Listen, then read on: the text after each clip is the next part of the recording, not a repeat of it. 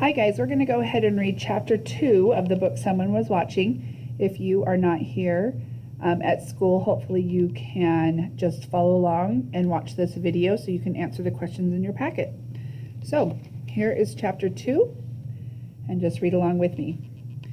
They turned off the main highway onto the road to Greenwater. There was a more direct route to the summer house, but this detour had always been part of the ritual of coming to the beach.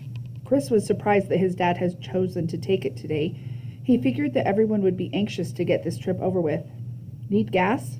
His dad grunted, as if reading his mind. In less than a minute, they entered the little town. His dad drove into its only gas station. Can I get an ice cream? Chris asked. He needed to take a walk. Sure, Chris, his mom said. We'll pick you up on the way out. You guys want anything? He asked.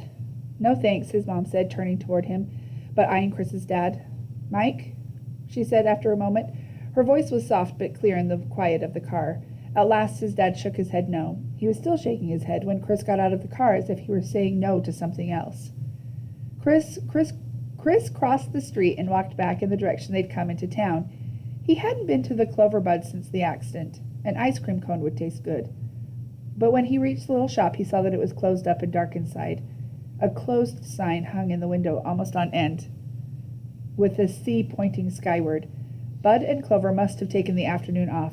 He walked next door to the Village Books, and that was closed too. He peered through the window, scratching his head. It must have been a real slow morning in Greenwater.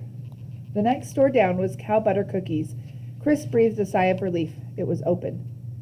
I thank you. My stomach thanks you, he said to no one in particular as he walked in the door. Helen, the short, square-bodied woman behind the counter, looked up and smiled. Chris, how you doing? She asked. How's the family? I haven't seen you guys in months. Her face went blank for a moment and then reddened. She pressed her lips together. Too late. The words had already popped out. They were hanging in the air, casting shadows in the conversation. We haven't been down since, May, Chris replied. We were so sorry about Molly, she said. She was a little doll. Frank was in the search party that day, you know. Chris remembered Helen's husband being there, combing the park, searching the beach, exploring the cold water, and emerging in long, dripping wet pants to trudge along the shoreline again. He'd been one of the last ones to leave, and when he did, there were tears in his eyes. I saw Frank there, Chris said. He was a big help. I guess everybody did what they could, but that's a nasty piece of water for little kids. She's not the first one that's not been found, you know. Chris knew. He'd heard the stories of other drownings. They just never meant much before. I'd like a couple of cookies, he said, steering the topic away from one that was getting old in a hurry. A peanut butter for me and a chocolate chip for my friend. Your friend? Why didn't you bring him in with you? Chris stuck out his flat stomach, patting it fondly. I did. He was too hungry to wait outside. Helen smiled. Still the comedian, huh, Chris? She reached under the counter, grabbed a bag, and carefully stacked 4 big cookies in it. These are on me today, but you've got to promise to come back sooner next time. And bring your folks in, too. Thanks, I will. He started for the door, feeling cheered and hungry. But his parents drove up to the curb just as he walked outside, and when he got into the car, the tension was still there. The Clover Bud was closed, he said, and Helen asked about you. She said to come in and see her next time we're in town.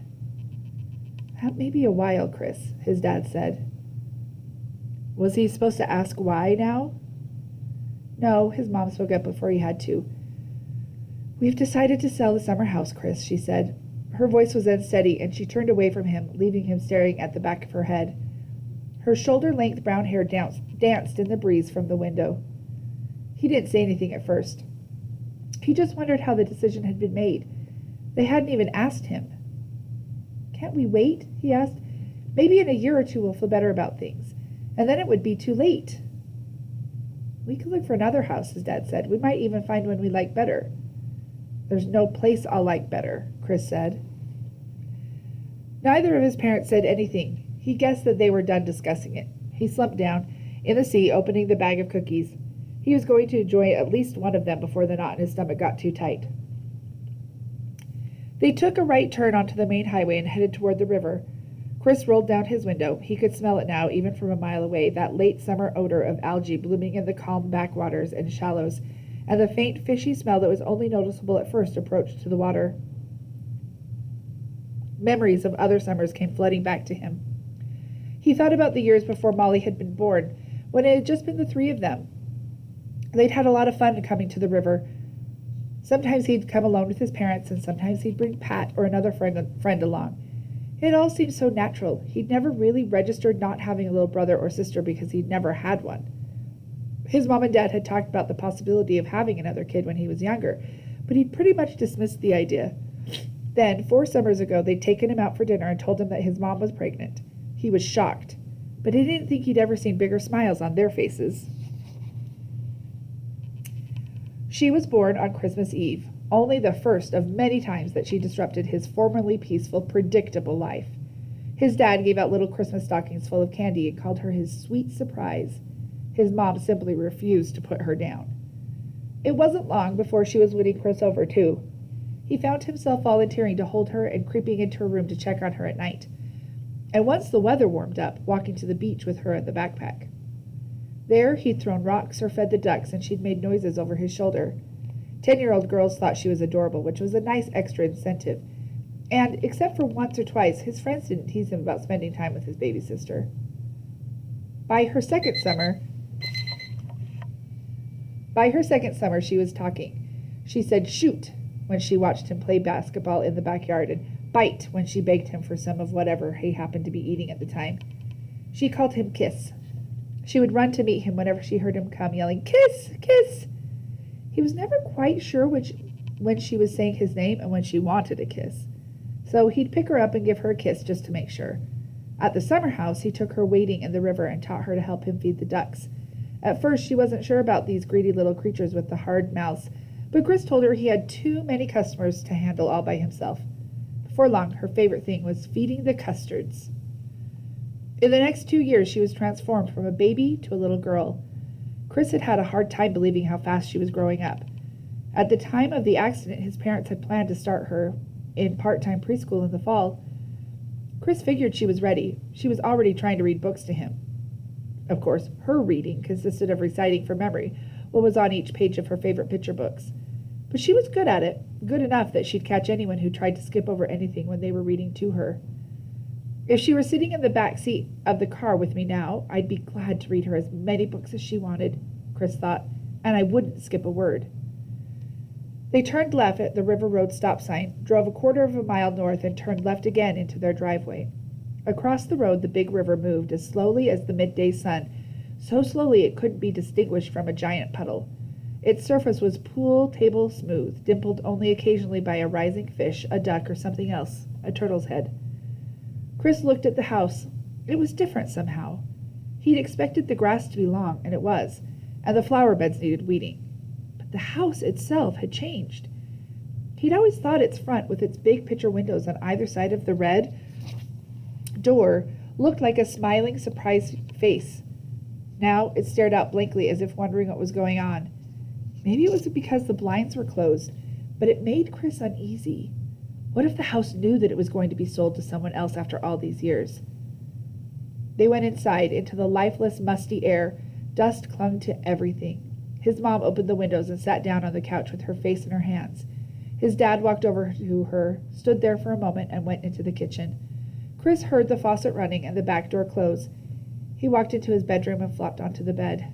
Dust particles mushroomed up into the air and danced in the sunlight above him. He stared through them at the small, familiar stain on the ceiling. It had always reminded him of an ice cream cone, half melted and broken. He'd heard the lawnmower putt to a start and decided to go help. He walked out through the living room. His mom stood at the window, staring at the river. She was thinner than he'd ever seen her, and he noticed for the first time today that she wasn't wearing makeup. She looked sad and lost and vulnerable. "I'm going to help, Dad," he said. "Okay, honey," she said, smiling at him. "I'll be out to give you guys a hand in a while. I just need to do a few things in here first." Her brown eyes glistened. Her smile faded to a quivering crease on her face. Chris stepped outside. Through the window, he watched his mom walk to the fireplace and begin taking down pictures from the mantel. Pictures of a family at their summer place. He grabbed a shovel and attacked the flower beds next to the door, ripping out bulky clumps of weed and dirt, warm dirt. Sweat beaded on his forehead and trickled into his eyes, mixing with tears and continuing down his cheeks. For the next 2 hours, Chris lost himself in his work. When he finally stopped and looked around, the yard had changed. Between the three of them, they'd gotten it close to the way he remembered it. The lawn was trimmed, and the flowers stood tall and free of weeds. Fresh cut grass filled his nose with a familiar smell and his mind with memories. Chris watched his dad remove a board and a small toolbox from the trunk of the car. He walked over to the white picket fence that bordered the front of the yard and nailed it to a post facing the street. Chris couldn't read it, but he knew what it said. He recognized a for sale sign even from the back. Without looking at Chris or his mom, his dad returned to the car, put the toolbox in the trunk, and started for the house. "I'm going for a run," he mumbled as he hurried up the steps. 5 minutes later, he was back outside in his running clothes. He glanced at his watch and headed down the driveway toward the street, breaking into a fast jog. "Can we go to the park when you get back?" Chris's mom called after him. "Sure, Lynn," he said. "Give me an hour." He took a left and headed down the road. Chris watched him until he disappeared around the bend. He'd been a runner as long as Chris could remember, but now he seemed to run differently. Head down, mechanical, finding no pleasure but willing to take on the pain. A long time ago, he told Chris that running gave him a chance to think about things and develop ideas. Chris wondered what he was thinking about now, what kind of ideas he was developing.